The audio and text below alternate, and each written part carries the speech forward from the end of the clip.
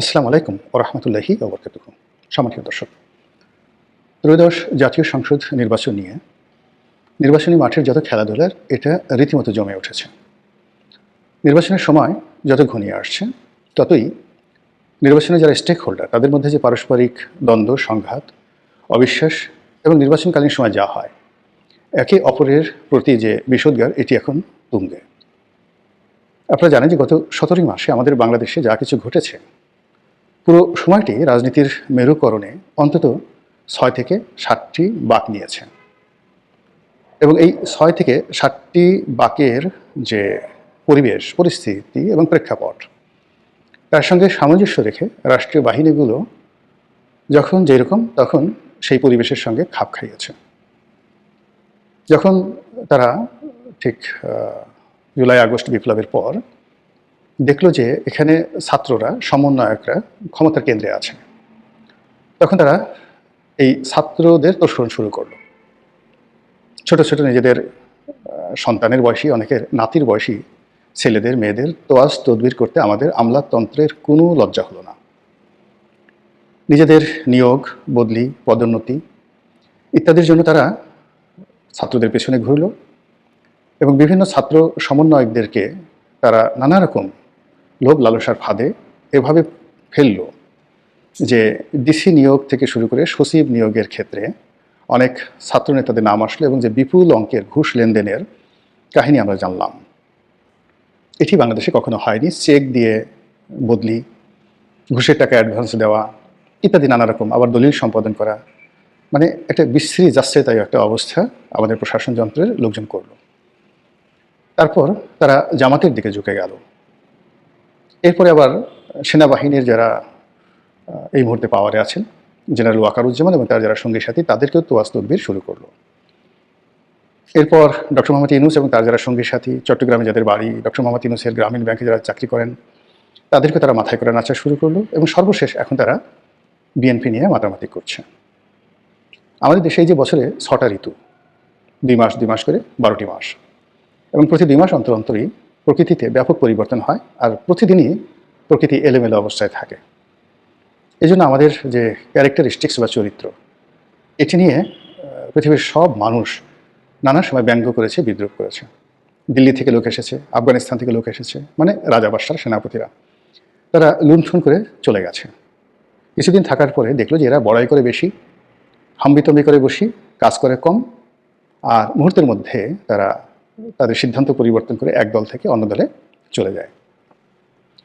এই জন্য কী হলো, আমাদের এই দেশে রাজনীতির যে প্রতিষ্ঠান, এটি হাজার বছরে গড়ে ওঠেনি এবং বিদেশ থেকে যারা এসেছে তারা দীর্ঘমেয়াদে আমাদের এই দেশে কখনোই থাকেনি। অনেকে চলে গেছেন, অনেকের অস্তিত্ব বিলীন হয়েছে। বিভিন্ন সময়টাতে আমাদের দেশে মুঘলরা, তুগলকরা, তারপরে পার্সিয়ান যারা রয়েছেন তারা, আর্মেনিস্তানের যারা লোক রয়েছেন তারা, ইংরেজরা, জাতিগোষ্ঠী আমাদের শাসন করেছে 200 বছর, 300 বছর, 500 বছর, কখনো কখনো 800 বছর। তো এখন এই বাংলাতে একটু খুঁজে বের করেন তো পাল বংশের কোনো লোক আছে নাকি, বা সেন বংশ যারা 150 বছর শাসন করেছে তাদের কোনো লোক আছে নাকি, রাজা শশাঙ্কর কোনো লোক পাওয়া যায় কিনা, মুঘল সাম্রাজ্যের যে স্বর্ণের সময় বাংলাদেশে ছিল 350 বছর যারা ভারতবর্ষে শাসন করেছে, বাংলায় কোনো মুঘলদের বংশধর পাওয়া যায় কিনা, দেখবেন যে নেই।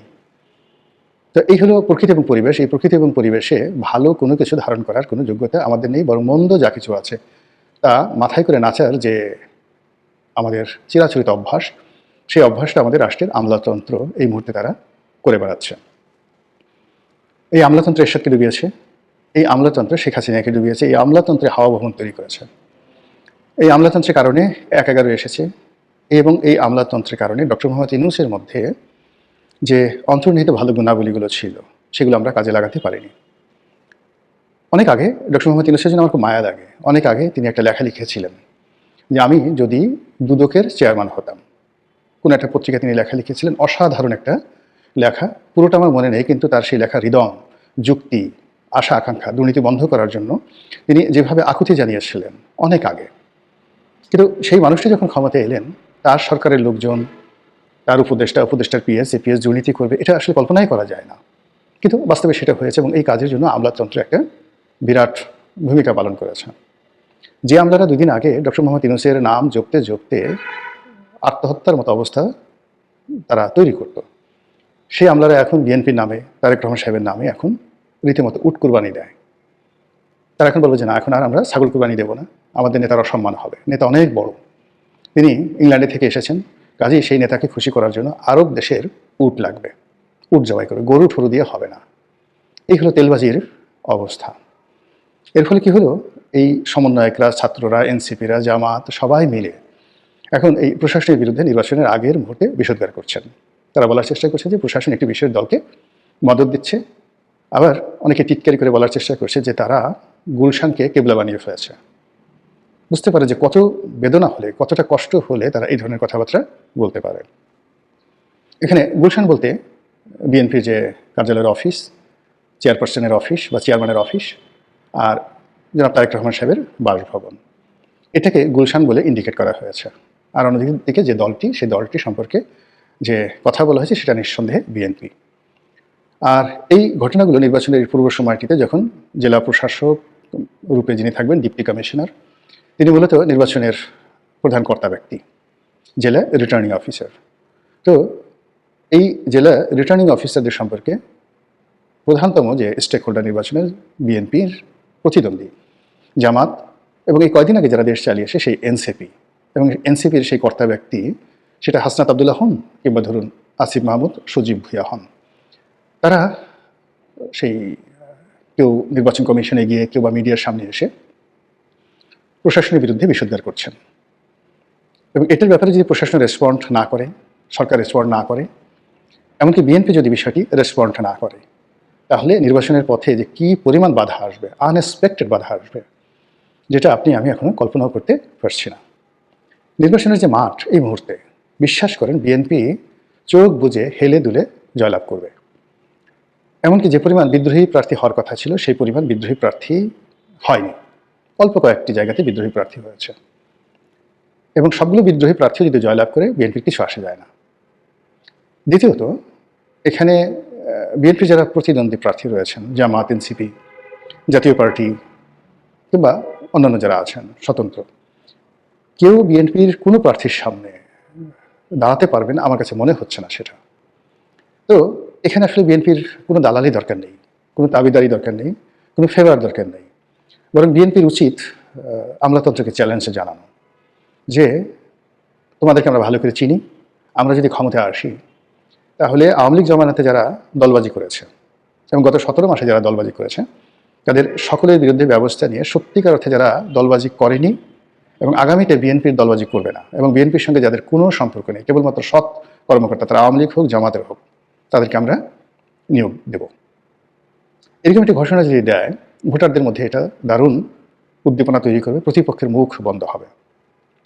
কিন্তু এখন ধড়িবাজ পুলিশ, ধড়িবাজ সিভিল সার্ভেন্ট, এমনকি ধড়িবাজ আইনশৃঙ্খলা রক্ষাকারী বাহিনীর যারা কর্মকর্তা, যারা রাতারাতি বিএনপি হওয়ার চেষ্টা করছেন, বিএনপি নেতা জনাব তারেক রহমান সাহেবের মনোরঞ্জনের চেষ্টা করছেন, এটা বিএনপিকে রীতিমতো আত্মহত্যার দিকে নিয়ে যাবে। অথবা সেই যে বিখ্যাত একটা কথা আছে না, যা কিছু অপ্রয়োজন, মানে আপনার জন্য যা কিছু প্রয়োজন নয়, সব কিছুই আপনার কাছে বিষ। এখন যেই বিএনপির দালালি দরকার নেই, কোনো আমলাতন্ত্রের সহযোগিতা দরকার নেই, কোনো ব্যবসায়ী সম্প্রদায়ের সাপোর্ট দরকার নেই, রাজনৈতিক যারা লোক রয়েছে তাদের সঙ্গে কোনো রকম দহরম মহরম সম্পর্ক দরকার নেই। এখন বিএনপি ধরুন একবারে নরম সরম খরগোশ, আর আশেপাশে তাদের কাছে যারা ভিড়ছে তারা বলতে গেলে সবাই বাঘের জিহ্বা। আপনারা জানেন যে বাঘের জিহ্বা ভয়ানক, ধারালো, এতটা ধারালো যে মানুষের শরীরে যদি বাঘ চাটা দেয় তাহলে তার মাংসগুলো একেবারে সঙ্গে সঙ্গে দাঁতের মানে জিহ্বার সঙ্গে চলে আসবে।